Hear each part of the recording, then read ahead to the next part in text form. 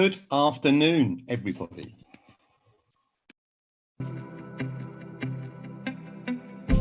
I think it's important that we share, that we communicate, that we are open, and that we grow together to achieve. Because we are the voice of what wellness is about, and it's up to us to spread the message.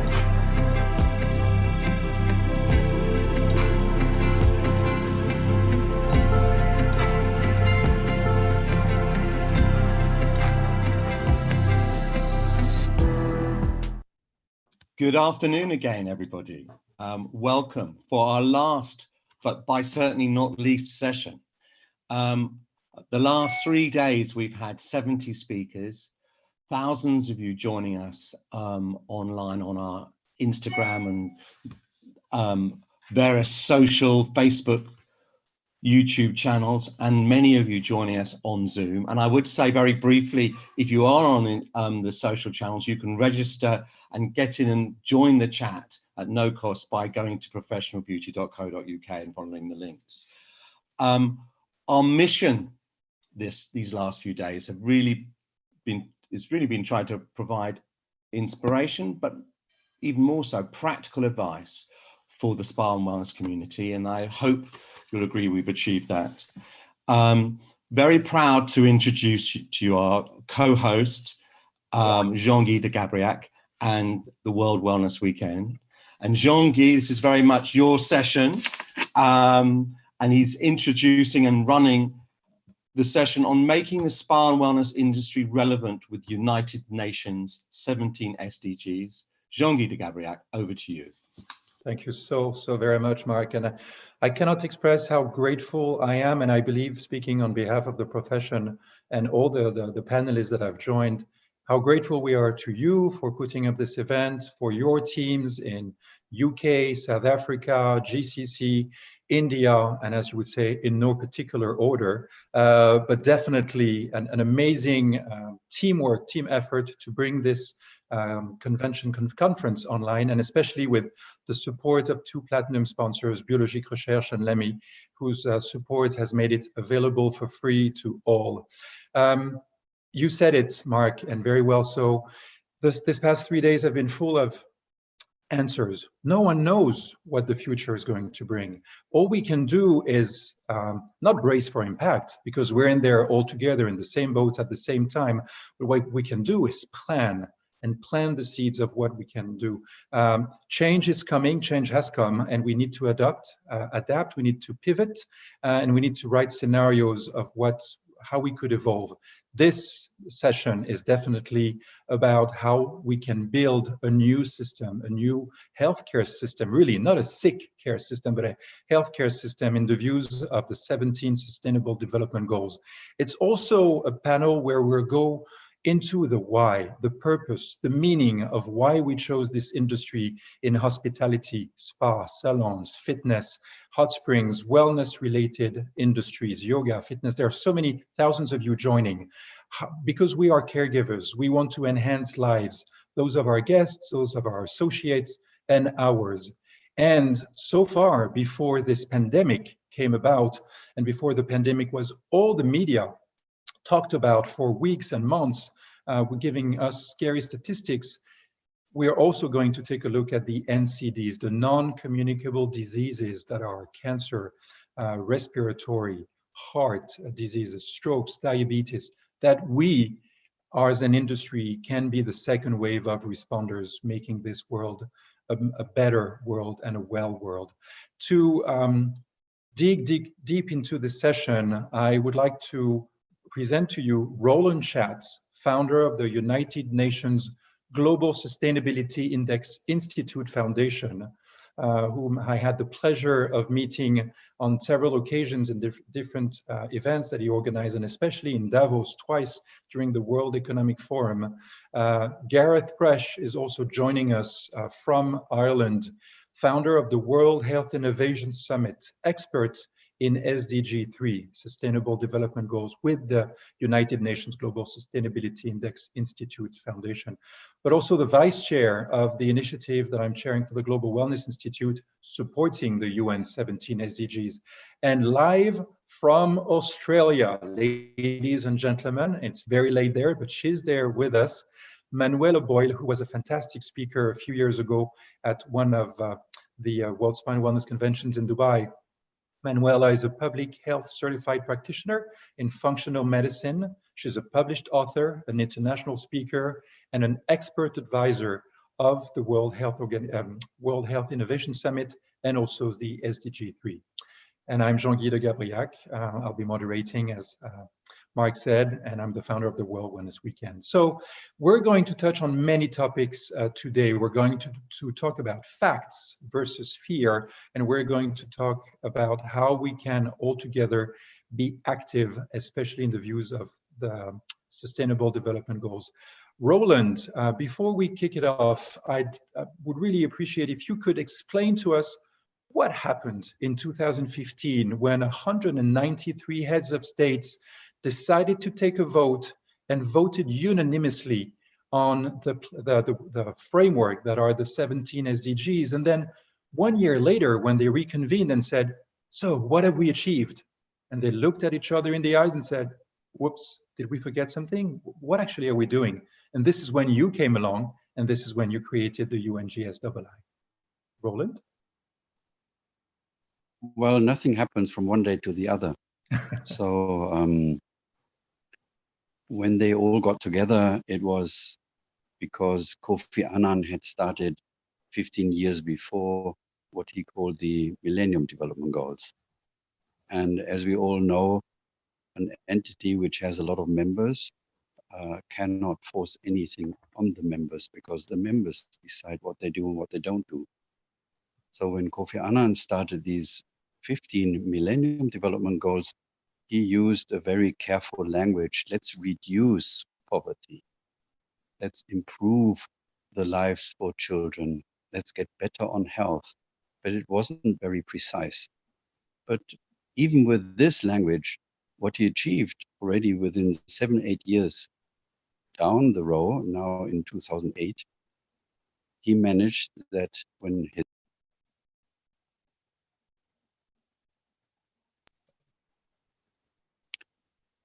ask the member states, what shall we do in January 1st, 2016?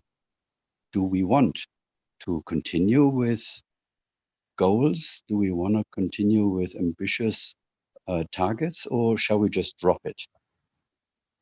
The member states then came up and said, no, we shouldn't drop anything. We should come up with new goals, but this time we should define them. It should be us, whether it is Australia, or whether it is Zimbabwe, whether it is Namibia, or whether it is the UK, and they should define which goals they want to achieve. That made the big difference. It took them 6 years, don't get me wrong. But when all these heads of states, the 193 heads of states, got together September 25 to agree on the so-called 17 Sustainable Development Goals, they agreed on very precise language. SDG 1, no poverty. SDG 2, zero hunger, and so on. And on top, for each of these 17 SDGs, they defined 10 sub-targets. One has only 9, so that is why we talk about 169 targets.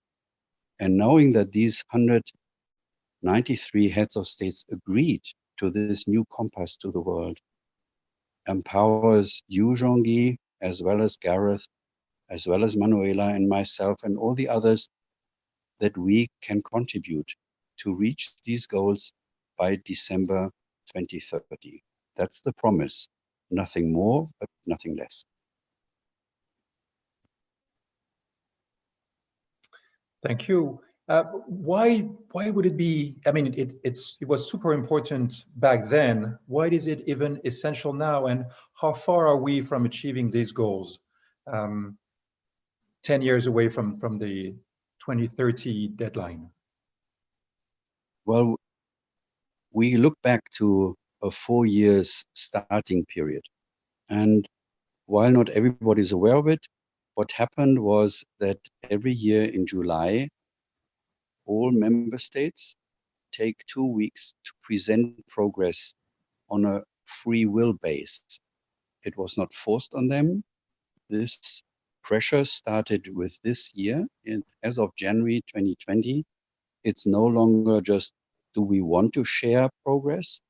As of this year, we have to share data. We have to show concrete projects where each of these 193 countries are on their way towards reaching all 17 goals by 2030. And if you look into these presentations, in the first year, in July 2016, were only 17 countries. Then it was 43 countries.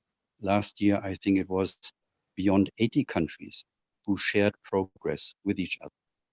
And if you are only looking at the network within the UN, that's one part. But what inspires me the most is that entities like the European Union are asking their member states to report themselves on a regular basis. Where are we in regards to gender equality? Where are we in regards to education? And the countries receive support for their countries more and more in line with how they contribute to the SDGs. So this became, for the first time ever in history, a guideline which is more than just talk. It's about action, and it's about creating transparency. Where are we in Austria? Where are we in New Zealand? Where are we in Brazil on each of these SDGs?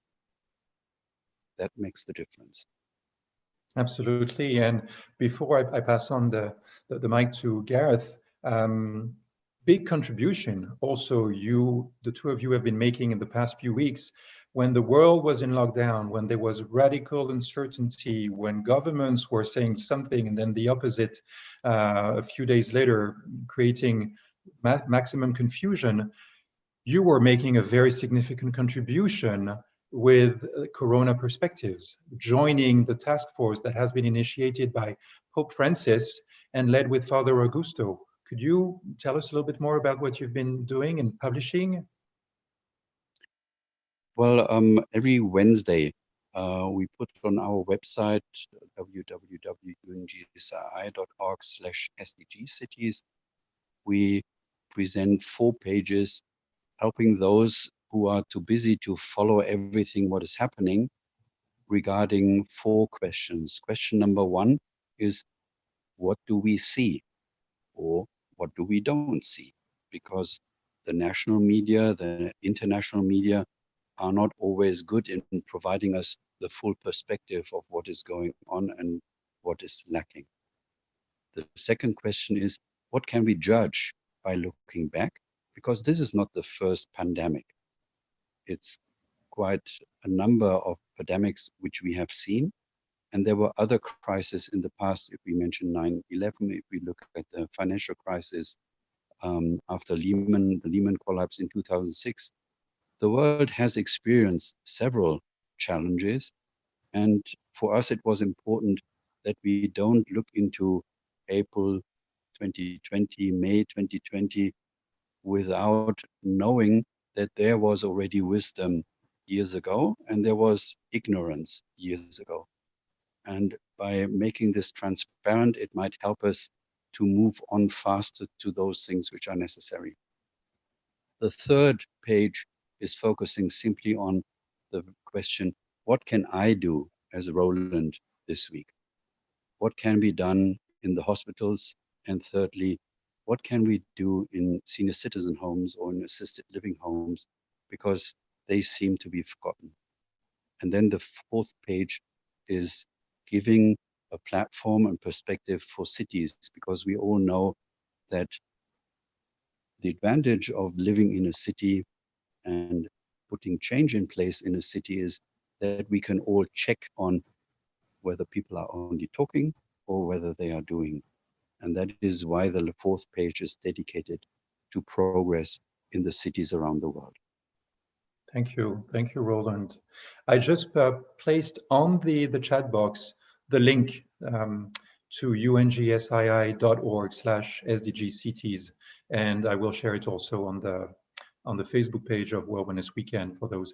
If you're listening to this session now from LinkedIn or Instagram or Facebook, you can still join the Zoom room where we are, and you can ask questions in about 30 minutes. So all you have to do is go to the Professional Beauty page on Facebook of the closest team to you. There's one in the UK, one in GCC, one in South Africa, and one in India. So go to that Facebook page, click on the link, register. It's completely free thanks to our 2 platinum sponsors, and join the conversation. Gareth, out of the 17 SDGs, there are 2 actually that are very, very dear to your heart. Sometimes it's very hard for a parent to name their favorite kid. But as for you, I have to say that out of the 17, you chose 2, which is number 4, education. But let's focus on SDG 3, good health and well-being. Can you give us an overview of the main points of this SDG and some of its targets? Absolutely, Jean-Guy, a pleasure to join today. I suppose it's a bit of a giveaway when it says SDG 3, good health and well-being, and really that's the focus of SDG 3. And I think it's really about trying to build a system that focuses on health, and well-being. Current system, and you're all aware, this is focused very much on disease, and this is where the opportunity comes, particularly with the wellness sector and bridging that between our current health system. So, target wise, we've got quite an extensive list of targets. By 2030, we want to reduce the global maternal mortality ratio to less than 70 per 100,000. And then by 2030, we want to end preventable deaths of newborns and children under 5 years of age. Just some of the 2 interventions there that we have that we're currently working on is a global pregnancy program. That's how we intend to kind of stop that happening. And then by 2030, we want to end, epidemics, AIDS, tuberculosis, malaria. We want to achieve universal health coverage, affordable, essential medicines and vaccines for all. These are the sort of things we're looking to kind of work on. We want to increase health financing, recruitment, retention. I suppose most people won't be aware, but by 2030, we face, a staff shortfall of 18 million staff globally in the health services. That's a challenge, but it's also a huge opportunity. Particularly, you see the system, the kind of frailty our system has at the moment around COVID. I mean, what happens to the staff? Remember, all these staff, they're under so much pressure. They've been under so much pressure for the last, 15, 20 years. These are colleagues I've worked with, for the vast majority of my life. And, how is this going to impact their health and well-being? Will they want to stay in that role? These are huge questions that are going to come along the line. And I think this is where we can help with SDG 3. Thank you so very much. Just to let you know, Roland, Gareth, and Manuela, there are people in this chat box from Qatar, from Brazil, from Nigeria, and we will be talking about Africa very soon, from Dakar, from the UK, of course, from Punta Cana. So the world is listening, from India too. And I just posted, Roland, the links to the Corona perspectives in several languages.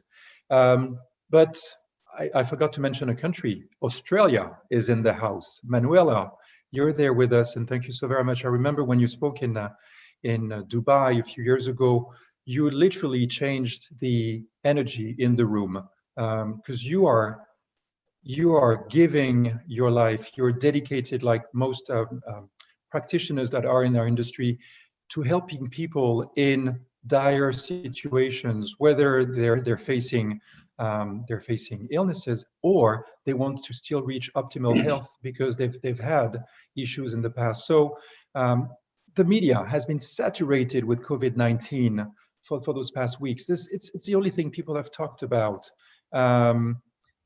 Tell us, what are the topics that they should also have talked about when humanity was in lockdown, on how to boost their immune system? And is COVID-19, the pandemic that is very, tragic results, but is it the tree that is hiding the forest with more pandemics that we're facing? Yes, thank you. And thank you for having me, and good evening, good night, really, from Australia.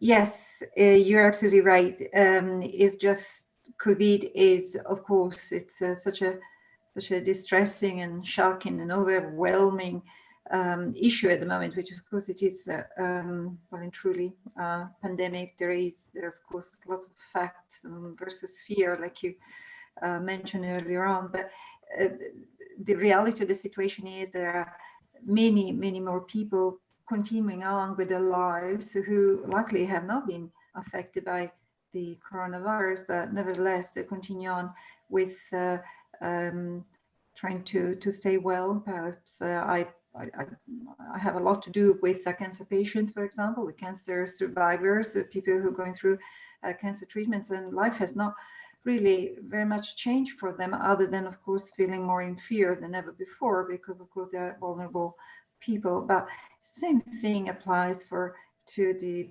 huge army of those affected by cardiovascular disease or cardiometabolic issues, diabetics, etc. So chronic issues still persist. The coronavirus is an acute type of issue, and so we're talking about acute care at the moment with them, but in the background there are many others who really need to have the help that they deserve.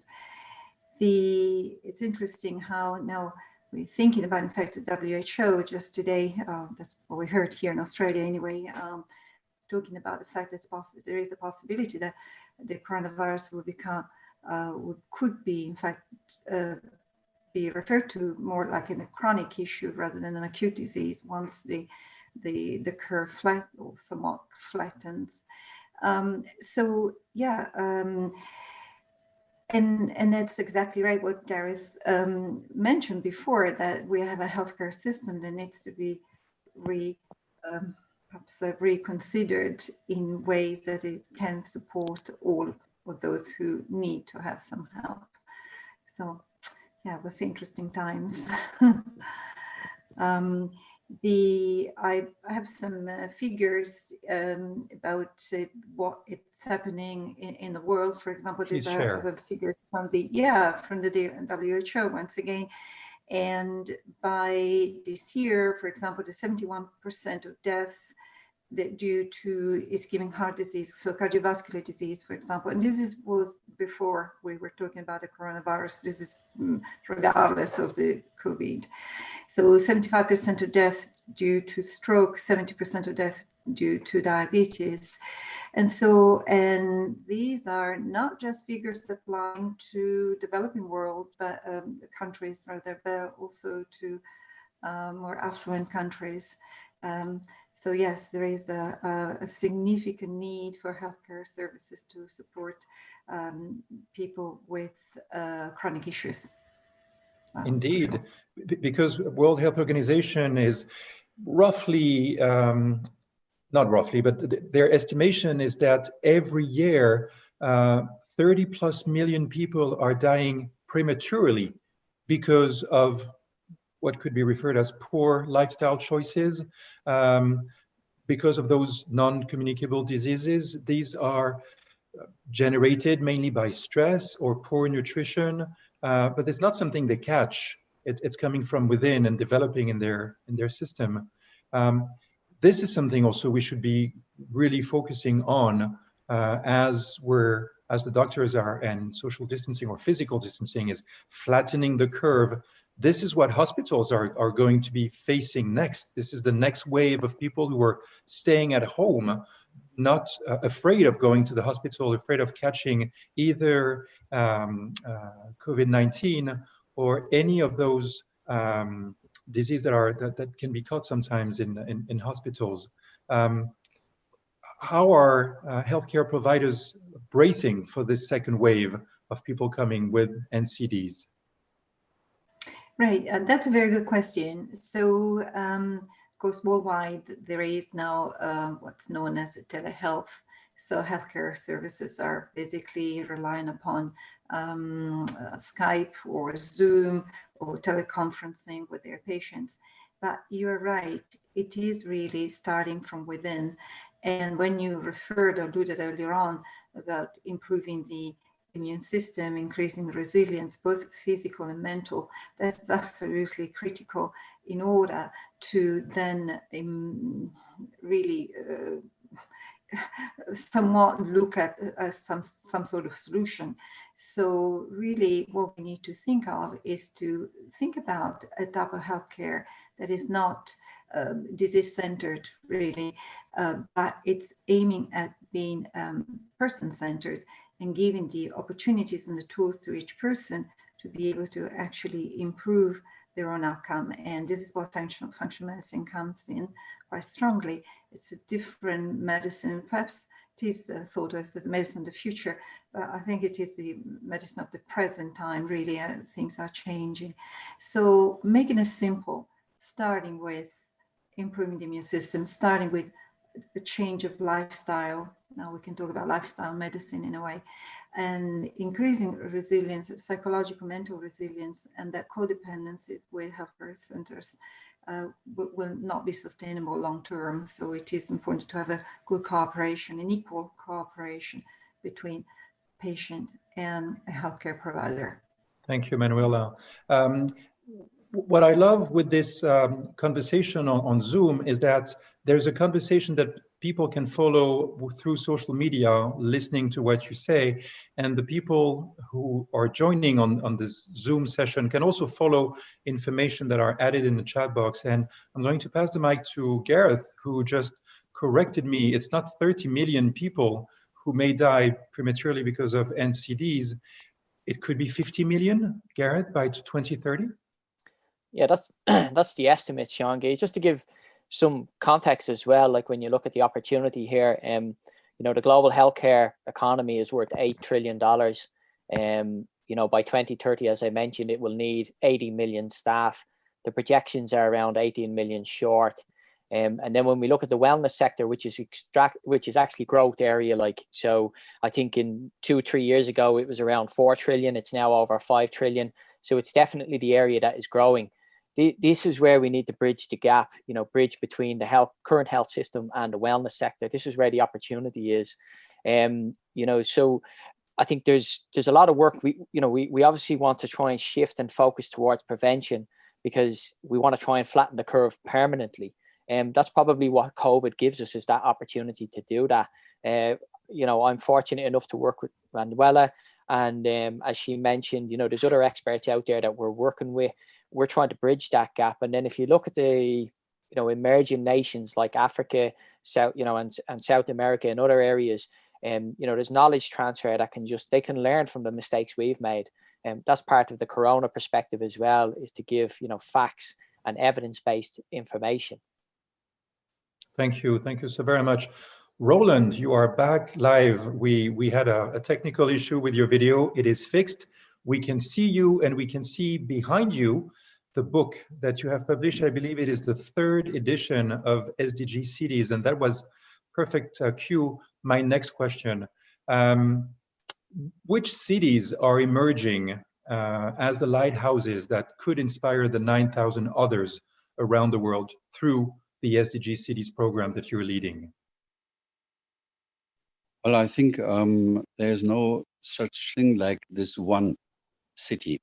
The cities are a nice mirror of humanity. And as you are special and Manuela is special, every city is special. But we can learn, for instance, from the energy of a city like Mendoza, where the people got together in lots of different meetings, defining 268 projects. They think together with their 7 mayors, which are necessary to move the city towards the SDGs.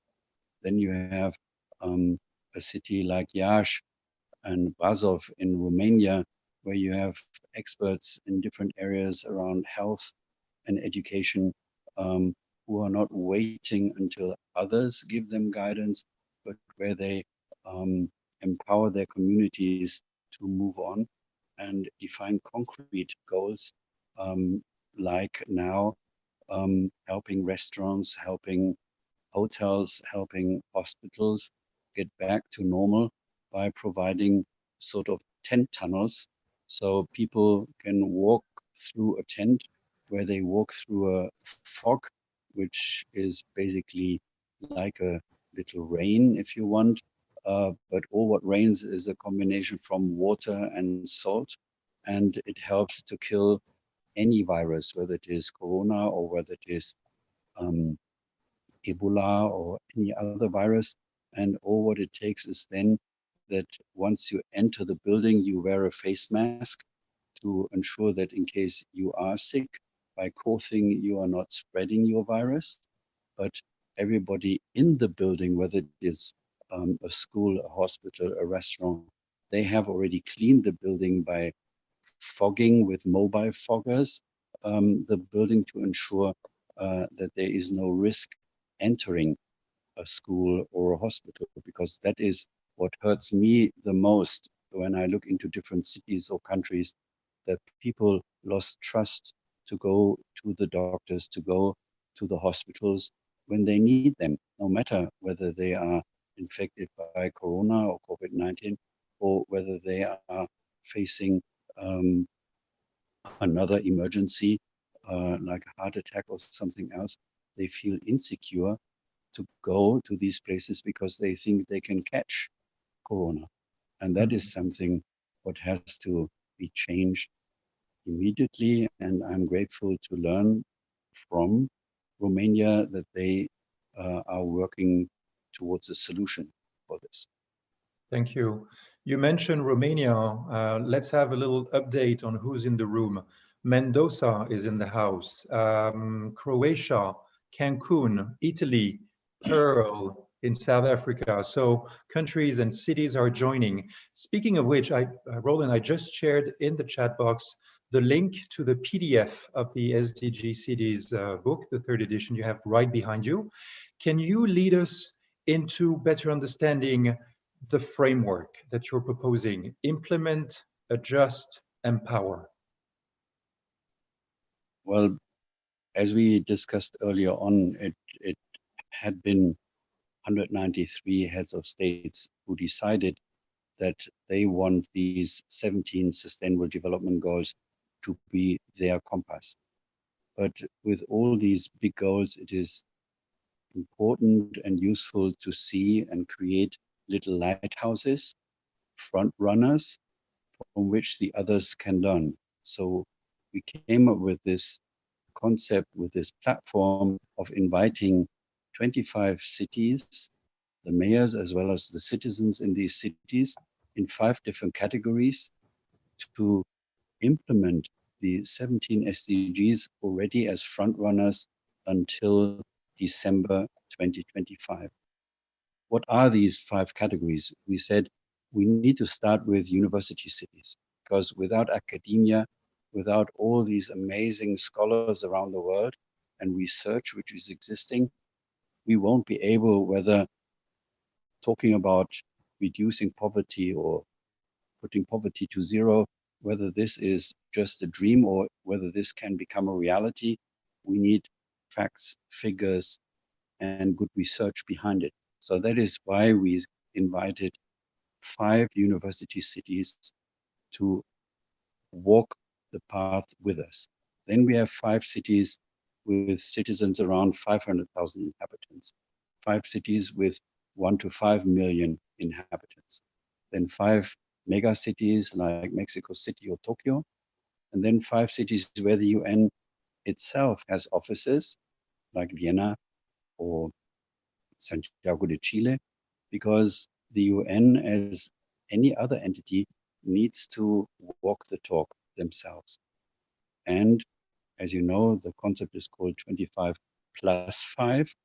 We invite as well 5 indigenous communities, because we will not have reached our goal in 2030 if the official states get to implement the SDGs, but we forget about the indigenous. And therefore we have 5 indigenous communities who are invited to join as well. And I'm very proud to announce that the people from Bougainville, a little outside of Papua New Guinea, are one of them. these, and they do amazing work, and they have great leaders. You need to know that the whole islands and the ground is owned by the women, and what they try to put in place is an inspiration for all of us.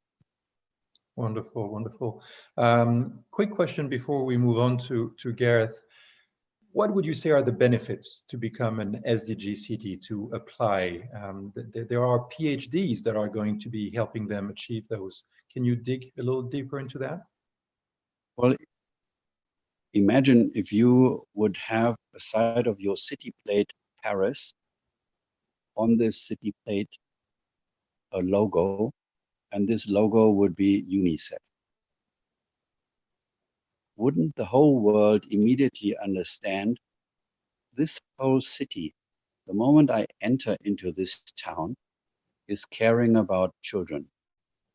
And that should be more than having pedestrian zones every now and then.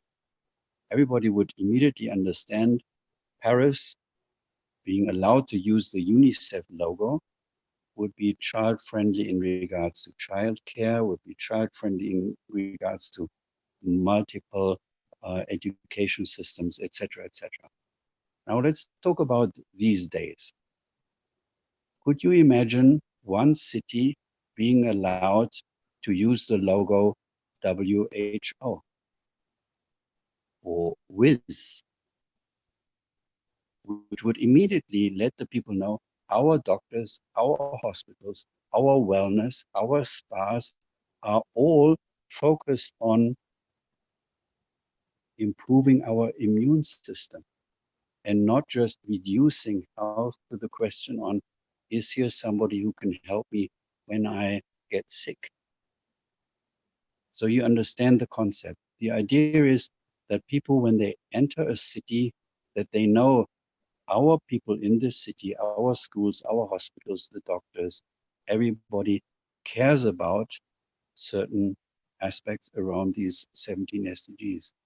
And I can only invite everybody to move on, getting fast on implementing health, because we can all feel in these days how important this is. If we are not taking care of our health, it makes no sense to talk about education or anything else.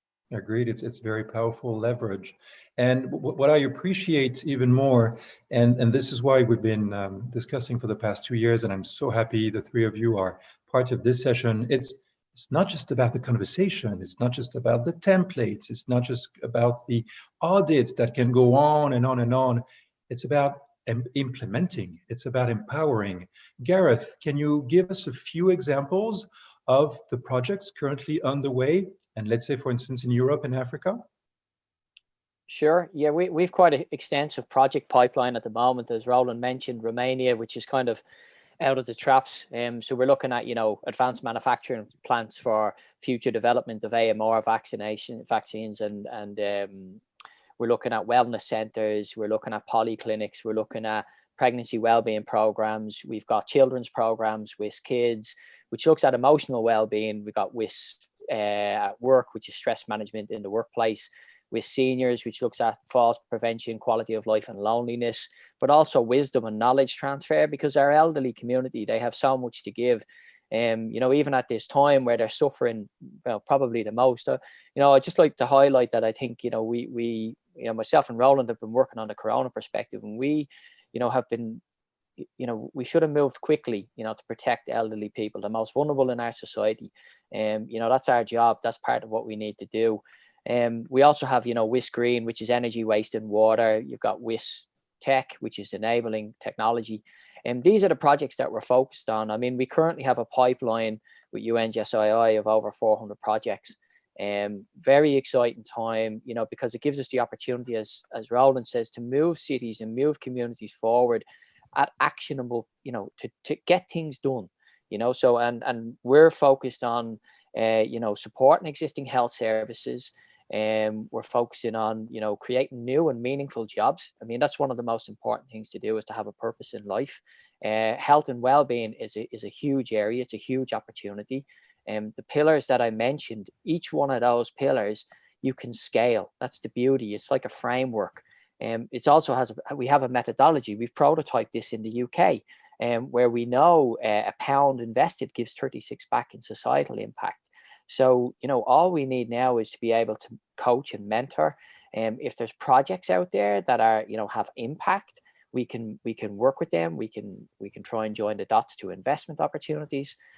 So that kind of gives you an overview of kind of what SDG 3 is about, moving from disease to which is pathogenic, to a salutogenic approach, which is well-being. Salutogenic, this is definitely a word, before I pass on to Manuela. Gareth, this is definitely a word that resonated a lot in a lot of people's ear when you spoke about it 2 years ago at a presentation that we both co-hosted at the residence of the French ambassador in Brussels. Can you tell us more about your view about rebuilding a new system that is really salutogenic, a health system, not a sick care system? Yeah, I mean, I don't want to go too much into this, into the salutogenesis approach, but I can simplify. It's just a medical approach focusing on the factors that support human health and well-being, rather than the factors that cause disease, which is pathogenic. So we're focused on prevention, so that's why I mentioned about the pregnancy program that we've developed with Dr. Raja Gangapati. I mean, we're looking at intervention early. So if you start the process even pre-conception and support mothers and families, you're offsetting these long-term costs, which accumulate over NCDs. Remember, if someone, there is obviously human cost, but then there's economic value as well, and that's how you put your value proposition together.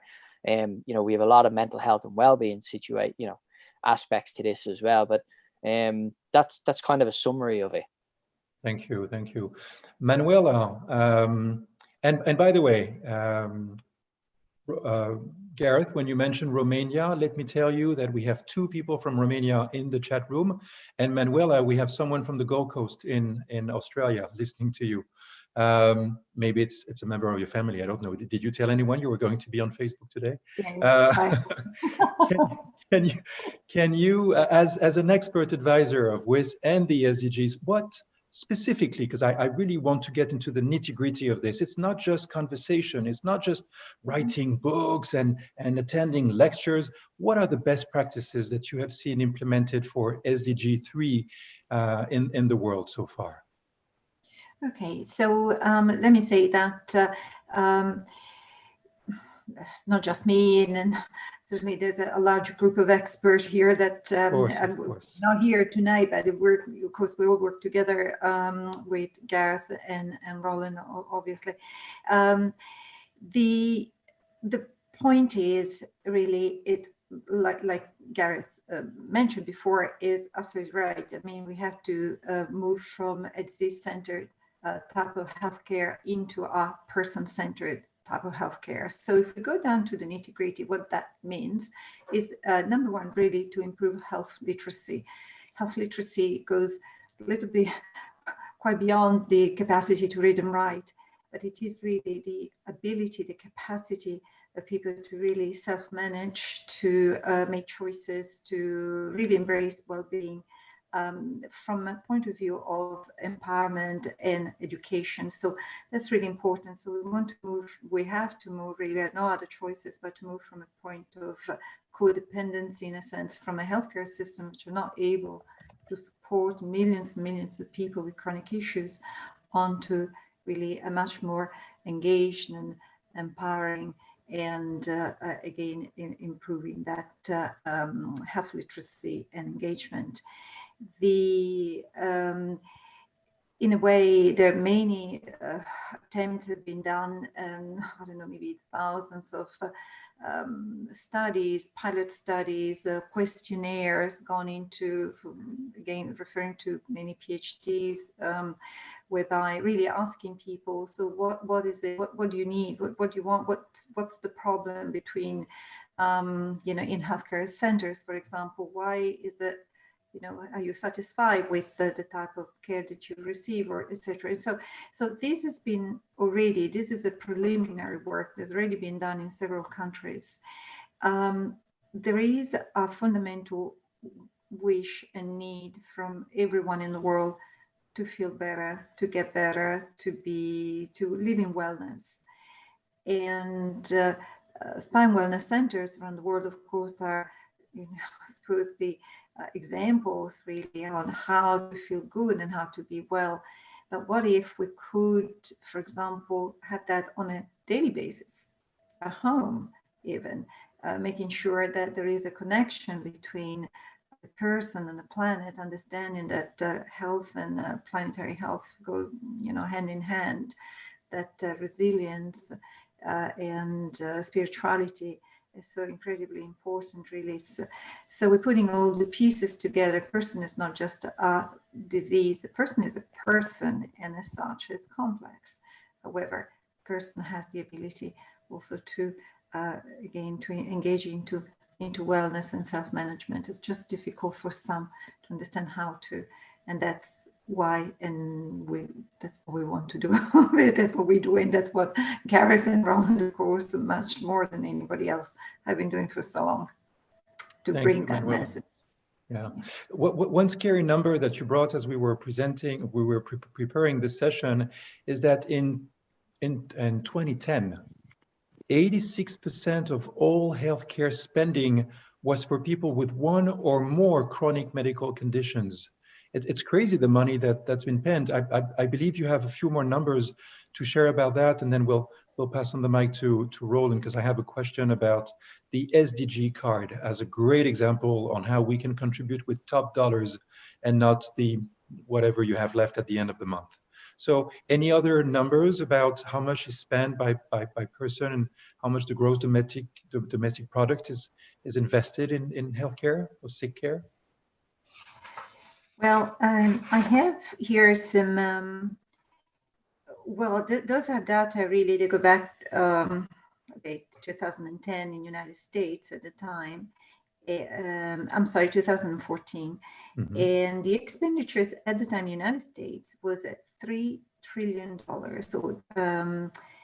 So it was a 17.5% of gross domestic product. So that was done, it was dedicated to healthcare or sick care in a way. So the and I look, I don't have the data here, but certainly similarly we could refer to the UK, or we could refer to Australia, or to many other countries in the world with a similar system of sick care. So let's move from a sick care to a healthcare that is a wellness or that is a functional medicine, by again having a different perspective of a person-centered type of wellness or healthcare. The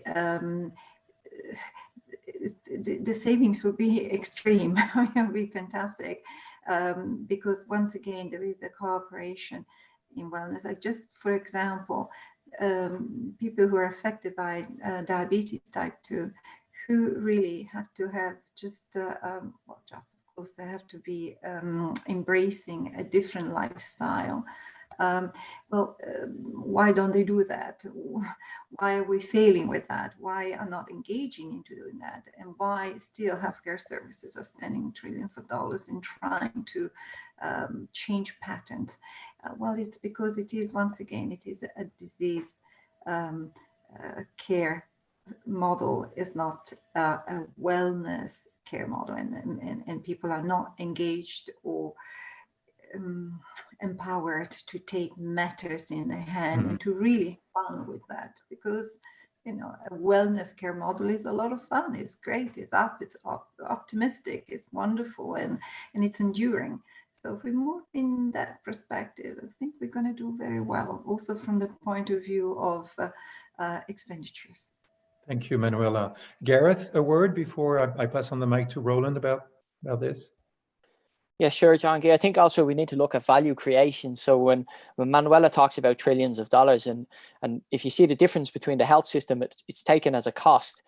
Perhaps we should be looking at it from a value creation point of view. So, and what I mean by that is by keeping people healthy and well, they can then have a job which gives them meaning and purpose in life, which then creates economies at scale.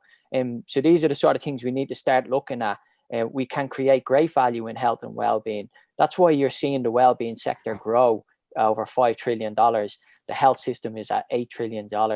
there's $12 trillion, we've plenty of money in the system. So we can totally get on top of this. For example, if we look at Alzheimer's, and obesity was mentioned there as well, non-communal diseases, for example, which is NCDs, includes obesity. We've had over 4 million deaths this year alone, right? Corona is about over 200,000. Look at the context of that. So we need to put things into perspective, and we also need to start joining the dots and look at action. And how do we implement sustainable change? That's what SDG 3 is about. Thank you very much. We're going to start taking questions now, and I see a few coming along. Roland, before I ask you a question that I had about, what next? What about the new normal? Big question that's coming. How can a city join, or how can a city apply to become an SDG city? Well, at the end of the day, just contact your mayor. Get involved, because if we wait for governments, if we wait for mayors or prime ministers that they implement these 17 SDGs, we definitely have understood something wrong. Whether we live a life in line with these 17 SDGs is a question of, what do I do? What are you doing, Jean-Guy? What is Gareth doing? What is Manuela doing? And what are all the others doing? There's this famous sentence from Kennedy where he said, don't ask what the country can do, what can you do for the country? That's exactly what it is about the SDGs. What can you do to implement the SDGs in your town? Send me an email if you are interested in doing that. Within the UN, we have UN Habitat, which is the agency focusing on cities. They have a lot of concepts around there. We partner with UN Habitat. The World Bank has own city programs. The Climate Investment Fund has own city programs. There's a lot. But if the people don't stand up and start thinking of what can they do, we will not reach this goal. Let me get very practical. We are watching the evening news because of Corona. And we are listening to the anchors, as well as we are listening to the Prime Minister or the President. And all what these anchors are telling us, and the presidents and the prime ministers, is social distancing and wear your face mask. Well, why are they not using this amazing prime time visibility to tell us, and please eat an apple, walk for 30 minutes every day? Because it's about us getting immune. It's about us staying fit. We had this one note about obesity. When I started getting into the city program 3 years ago, I learned that the state of California was already 3 years ago spending 20 billion because of the cost of obesity. And for them, it was clear that this amount would raise by 2050 to 50 billion. And me, as a little boy from southern Germany, where we keep the euros together, where we are not in big spending, I was asking myself, what is the governor of California doing instead of planning to increase these 20 to 50 billion? What is he and his team and the mayors in California, what are they doing to make sure that in 2050 they only have to spend maybe 10 billion on obesity? And if you ask me, I would think 10 billion on obesity is still at least 5 too much, rather than thinking, oh, we need in future 50 billion on obesity. And that is what 25+5 is about. Use your brain, use your own logic mind by realizing, what can I do? I don't have to follow every nonsense which is presented in the media, which is presenting in advertising. I need to use my own brain. And when I see everybody with these face masks, which are important, don't get me wrong. But when I drove to Austria last week, I saw somebody wearing his face mask in his car. And I asked myself, there's something wrong. You can even see people wearing face masks on their bicycles. If we would take just a little bit of that energy towards using our brain a little bit more regularly, to think, what can I do in regards to healthy food? What do I do for my daughters every morning? Am I squeezing an orange or am I putting a Coca-Cola, sorry guys, in front of them?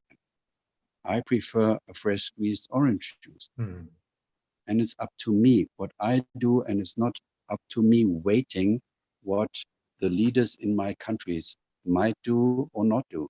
And just to conclude on that, it's interesting that the German government, in midst of all this Corona madness, at least decided to give 2 billion to Africa, helping them on Corona. And we started a dialogue and we said, well, instead of investing now 2 billion into breathing machines, how about we define a program together with the African Union, with the president of the DRC in Congo? How can we make sure that the amount each of these 56 countries in Africa are spending on their own health system is increasing when it comes to prevention? And it is decreasing when it comes to buying drugs, etc. Although drugs are needed. But if we get better in prevention, we need less drugs.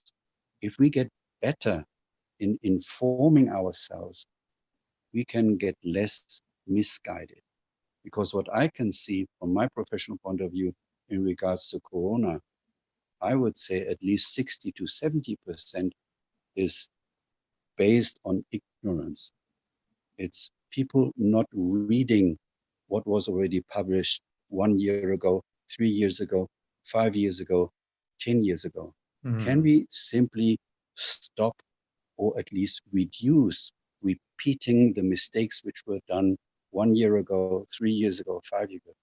Let's just get a little bit more intelligent by forming communities which are willing to help each other. That's what 25+5 is about. Thank you very much, Roland. I'd like to add or to quote Maria Asinte. She's living in Dubai, but she's Romanian from birth.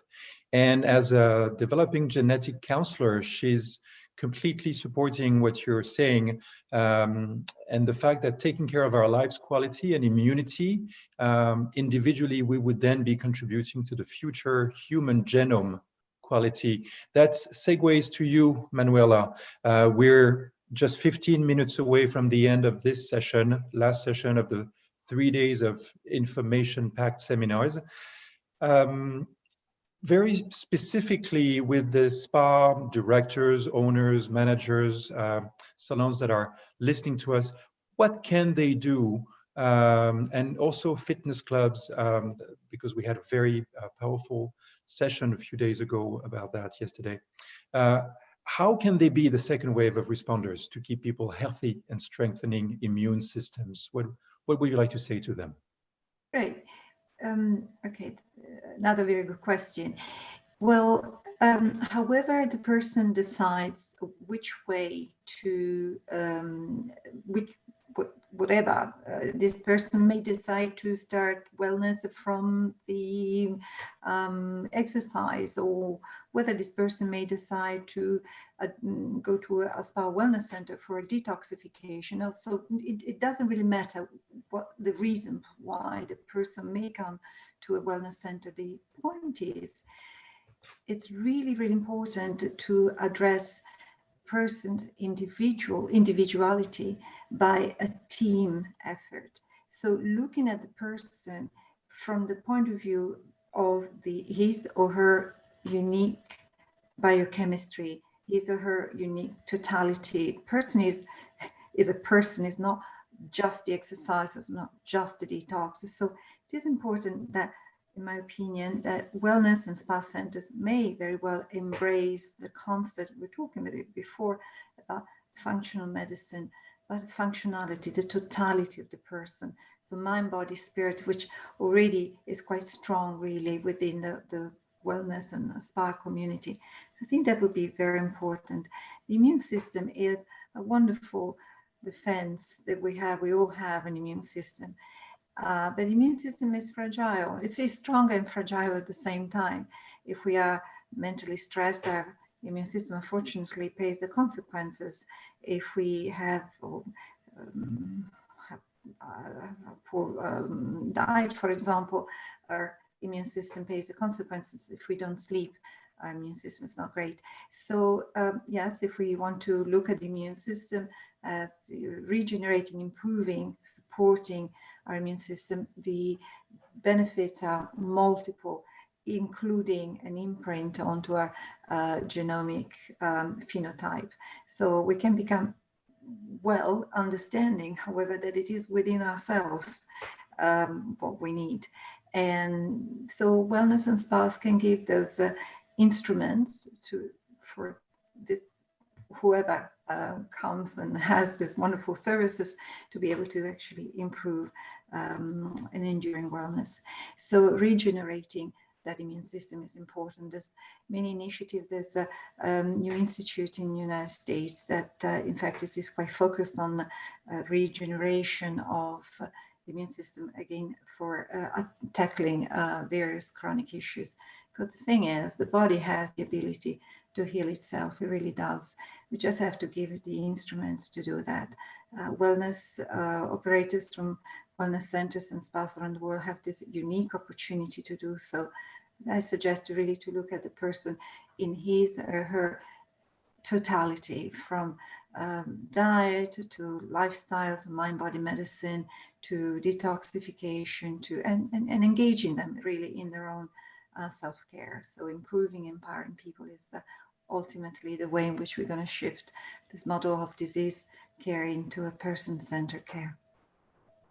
Thank you. As you were talking, I realized there's more people joining.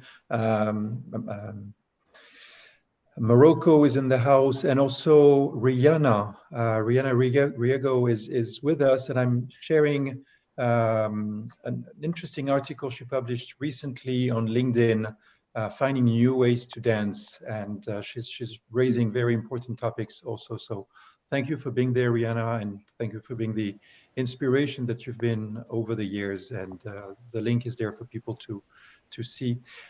We have maybe 10 more minutes before we conclude. Gareth, would you like to jump in at this time and add something else?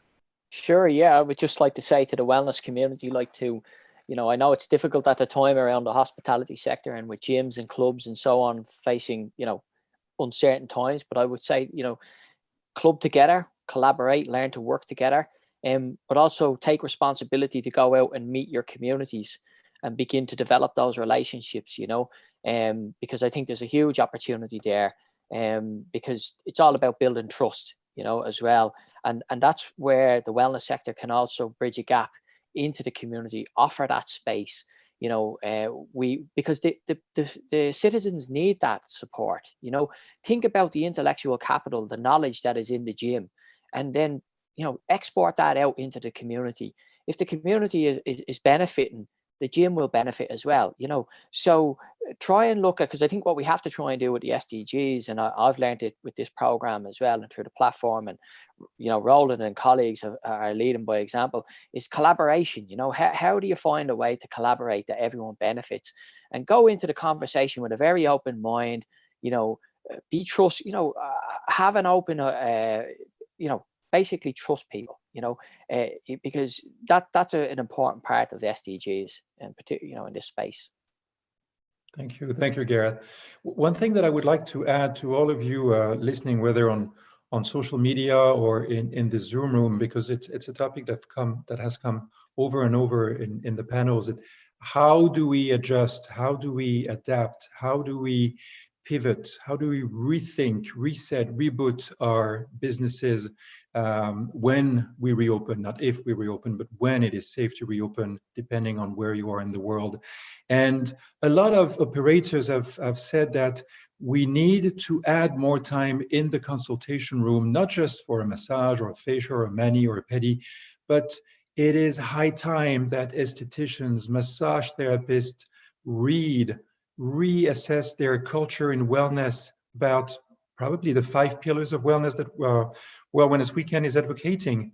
How does sleep and restoration affect your immune system? How does sleep have an impact on how you flush your brain with the not the lymphatic system, but the glymphatic system, and how you can have new ideas in the morning. How does sleep impact the way you process sugar? And if you have little sleep or poor sleep, or if you're deprived of sleep with chronically, it can have an impact on your diabetes level and lead, unfortunately, to type 2 diabetes. That's only the first pillar. Then nutrition.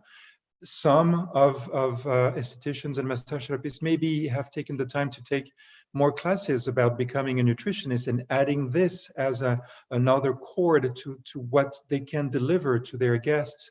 The third one is movement, not just exercise, not just sports, movement, mindful movement, and vitality. Serenity is the fourth pillar of mindfulness. It doesn't have to be meditation.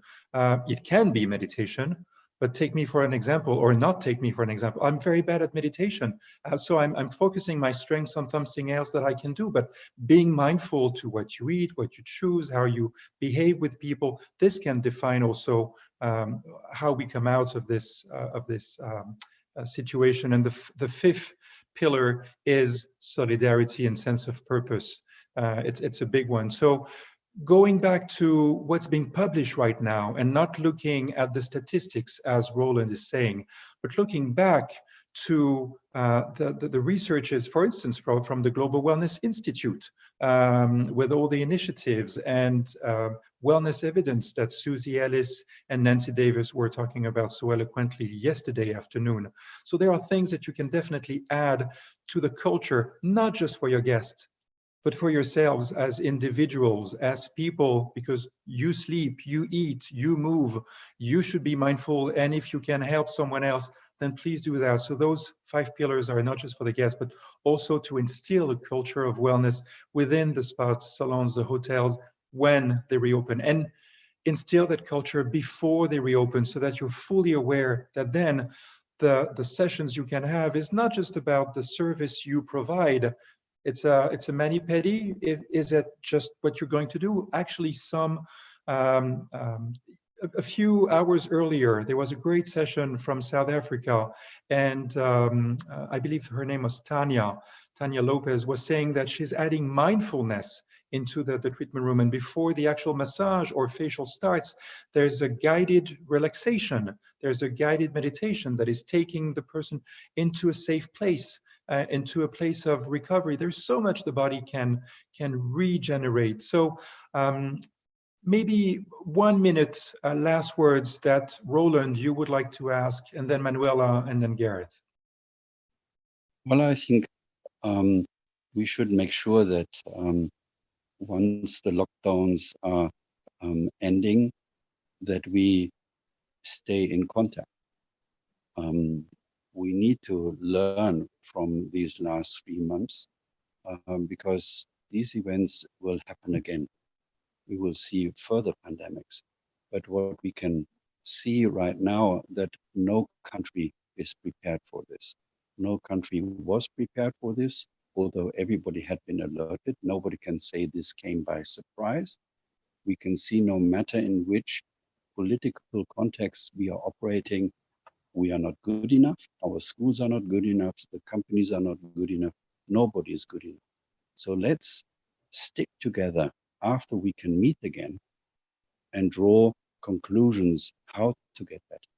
We will invite everybody to join for the SDG Champions Conference, which we will run no matter what's going on, June 23 to 27.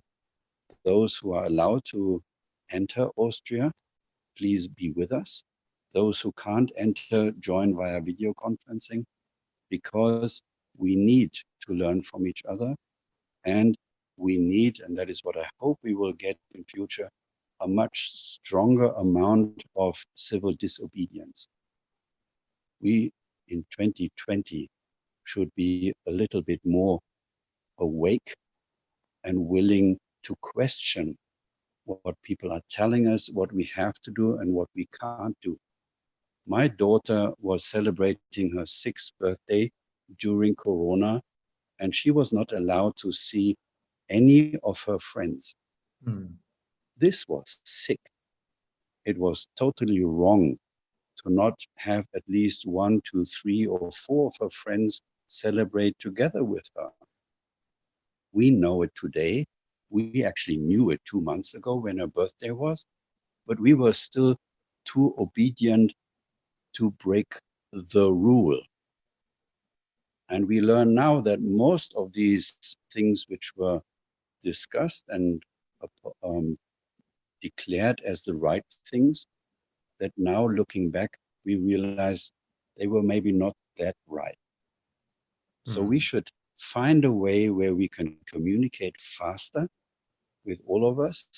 And that is, I think, the big opportunity for the wellness sector, because you are the guys creating space where the mind can fly. And that's what we need. Thank you so very much. Very inspiring words indeed. As you were talking, some people were contributing because aromatherapy can definitely help. Karen Balou is talking about immunology, a fantastic brand that she's developed. There's also talk about Avgos and how sauna can help. But to you, Manuela, 1 minute. What would you like to share? Words of hope to cope with the situation and soar. Oh, great. Okay, so it is true. We are all in this together. I'm sure this is resonating across each and every country. Let's make this experience of the coronavirus, which has given a lot of grief and a lot of sadness all around the world, into a positive outcome. And the positive outcome is that we have the capacity, the ability, the knowledge, and the willingness really to embrace wellness, a wellness that is really starts with our immune system, but it also expands towards planetary health and global health. I think we can do that. We have the ability, and the wellness and spa centers around the world can absolutely, they can offer the space to do that. But certainly it's moving forward from now and making it far more functional for all of us. Thank you, Manuela. Very, very true. Gareth, I know you're a man of action. You're traveling around, well, you're not traveling around the world so much these days, but you have, and you're also a very dedicated person. What would be your 1 minute of wisdom right now, just before Mark Maloney closes, not only this session, but the 3 days of conference? Yeah, let's look at the present and what we can do, take responsibility for our actions. I think let's look at energy as well. It plays such an important part of it. You know, let's create that community that has positive energy, a can-do attitude. As Roland says, we're definitely going to have this event on the 23rd to the 27th, the SDG Champions event. But I also want to look at the future as well and look at our society as it is. Is this the society that we want? A society that doesn't tap into the wisdom, that doesn't tap into the knowledge, that doesn't share that knowledge. I mean, knowledge should be free. It should be open source. We have this amazing technology around the world. Why are we not using it? You know, so we have many, many people who are experts in this space. And as Roland said, why were we not prepared? We need to ask these questions. How can we allow this to happen? We knew in January, February, that this was a pandemic that was going to accelerate, you know. The other thing is a virus needs, you know, people to interact, to spread. You know, look at what New Zealand's done. You've got to learn from best practice. Why are we not learning from best practice? These are the sort of things we have to bring out into the open. We have to have these conversations. We have to share this knowledge. This is absolutely crucial in order to avoid deaths, you know. And then if we look to the future, you know, our children are going to look at this point and say, what did my daddy, what did my mother do during these times? Well, now is the time to come together, to put our collective knowledge together, to put our, you know, the financing and the resource. And I'm not an investment person, but I know from what I gather, there is a lot of money out there that can be invested in value creation. Let's get into the business of value creation. Start putting these business proposals together. Also, let's start supporting each other. You know, when someone has a good idea in your local community, go and support that person. Do not be knocking that person down. How can you help them? That might simply be go and have a coffee with that individual. That's the sort of thing we need to do. So I'm optimistic for the future. I'm delighted to join the team with UNGSII and Manuela and the stuff we're doing with World Health Innovation Summit. And I'm hoping to bridge the gap into the wellness sector, that we can come forward out of this stronger. Thank you so very much. My last word before I hand it on to Mark is, please, all of you attending, go to the bottom right of your chat box, look at the square with the 3 dots, click on it, save the conversation, save it on your laptop, and you will be saving all of the links that we have shared over the past 80 minutes. Mark, back to you. Ladies, gentlemen, thank you for a great session. I hope everybody watching, joining in over the past 3 days, we've tried to hit it from a strategic point of view, but particularly like this last session, and a very much a hands-on practical point of view, from people from inside our industry actually operating, the suppliers, the consultants, doctors, and people from outside the industry, as some of the people on this panel, and fitness experts. And I hope that we've given you practical ideas and practical methods that you can bring to bear immediately, as well as giving you thoughts for the future. I'd like to thank our supporters. I'd like to thank Biologic Research and LEMI, particularly Spark Connectors, and particularly Jean-Guy de Gabriac, who's put on so many of the sessions and backing of the World Wellness Weekend. Thank you, Jean-Guy, for your commitment. Thank you for the PB team, for your hard work too. All of you out there, my best wishes, our best wishes on behalf of Professional Beauty.